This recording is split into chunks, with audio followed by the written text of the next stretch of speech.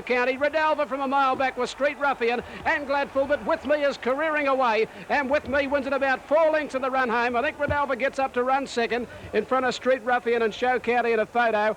The speed was also on in the Waterford Crystal Mile, where Ark Regal won in a time just 1/10 of a second outside Our Poetic Prince's track record. After winning the Epsom on Superimpose, star jockey Darren Gauci has been missing for most of Melbourne Spring Carnival, out through suspension. But the glamour rider was at his very best on Ark Regal. Home turn, Ark Regal takes the lead in the Waterford Mile, led by a length and a half. High Regard on the outside of Brilliant Invasion, running on well in the centre. Down the outside is Comrade, and wider on the track is Cool Credit. Ark Regal is the leader halfway down the running.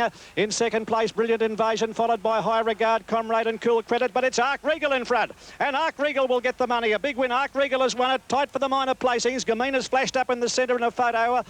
Well, he told me to lead and stack him up if I could. There's 2 other horses that wanted to lead. I thought they were going hard enough, and that's why I decided to take a sit, and I was able to come out and do whatever I wanted to. Nice return win for you after an unscheduled holiday, Darren. It was unfortunate, but you've got to learn by your mistakes. The Herald Sun Vase is generally recognised as a decent guide to the Victoria Derby, an event where the colts display their staying prowess, but this year it was the only filly in the race, Rockets Galore, who prevailed. And suddenly, she's a key player in the Oaks Stakes. Kaleo Star is still the leader. What a hit on his outside is coming after him quickly, and so is the filly Rockets Galore joining in. They're followed by Centro, who's now under pressure. Chimes M. Somalia's a fair way back as they straighten up. Kaleo Star, tackled by Rockets Galore on the outside, has come with a big run. Kaleo Star, Rockets Galore. What a hit, can't go on. Down the outside is Centro. Now Rockets Galore hit the front, and here comes Centro. It's Rockets Galore in front, close to home, and the filly will win it. Rockets Galore's won from What a Hit and Centro.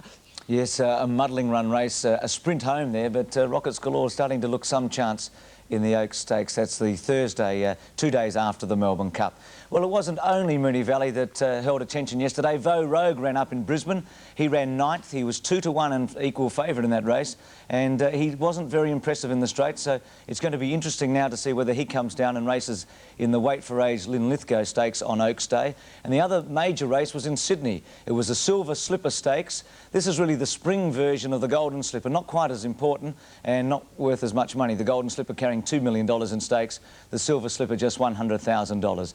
Yesterday, Marskin was the favourite at 11-8, but there was another filly in the race, and she was very, very good. Her name is Honey Be Quick.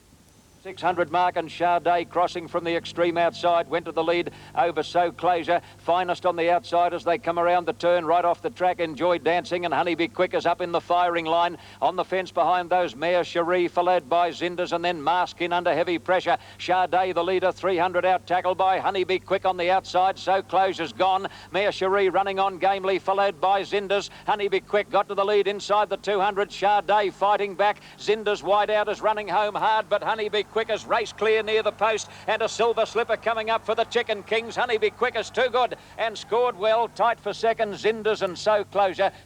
Yes, that filly owned by the Ingham brothers, who made their mark as Chicken Kings earlier on. They've had a lot of very good thoroughbreds and standardbreds over the years, famous names in Australian racing. Well, speaking of famous, the Breeders' Cup was run overnight in the United States. This is a meeting where there are 7 races, each of them worth at least $1 million. 5 of them are worth $1 million. They're for 2-year-old fillies, 2-year-old colts, sprinters, mares, and there's a big mile race. Then there's one race on turf worth $2 million, and then there's the Breeders' Cup itself worth $3 million on the dirt. Well, Unbridled won the Breeders' Cup this morning. You'll see he'll come through a gap near the inside. This race carrying $3 million in prize money.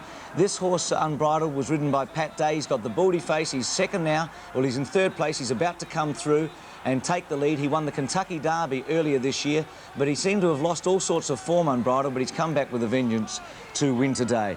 The other big news was that Dejeux was beaten in the sprint. He's the glamour horse from Europe. They say he's one of the greatest horses for years and years. He was just beaten by Safely Kept, beaten by about a head. And as we showed you earlier, Bayakoa, the Argentinian mare, took her stake money to about $3 million by winning the race for mares for the 2nd consecutive year. But tragically, Go for Wand, who's the best 3-year-old filly in America, broke her leg with about 100 metres to go.